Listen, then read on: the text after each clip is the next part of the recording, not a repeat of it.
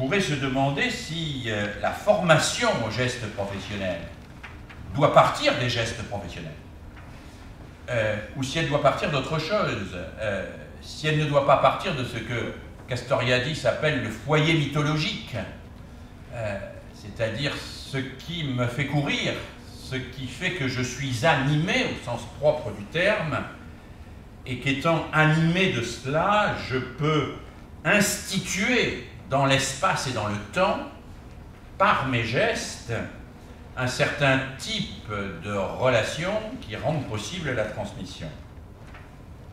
Il me semble que si vous preniez la question ainsi plus délibérément, je dis plus délibérément parce que j'ai parfois l'impression que vous la prenez ainsi et parfois l'impression que vous la prenez autrement. Si vous le preniez plus délibérément, il me semble que les micro-gestes et les gestes professionnels pourraient être rangés en trois catégories que je crois vous évoquer. Certains gestes qu'on pourrait considérer comme instituants.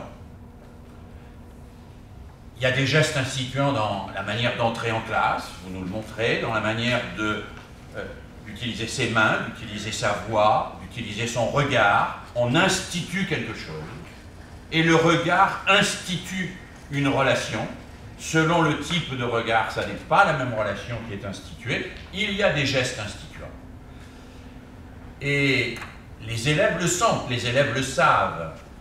Vous nous parliez tout à l'heure de ces jeunes professeurs inquiets de la rentrée. J'ai eu l'occasion, il y a quelques semaines, juste après la rentrée, de faire une petite enquête, non pas auprès des enseignants, mais auprès des élèves de 5e et de 4e, une petite population d'élèves de 5e et de 4e. Ils sont d'une extraordinaire lucidité sur l'existence de gestes instituants, de gestes qui structurent, de gestes qui apaisent, de gestes qui rendent possible. Ils sont d'une extraordinaire lucidité là-dessus. Ils sont extrêmement durs à l'égard des enseignants qui ne sont pas capables de poser ces gestes qui structurent, ces gestes qui rendent possible, ces gestes qui apaisent, et ces gestes qui, d'une certaine manière, font l'école pour qu'on puisse y faire la classe.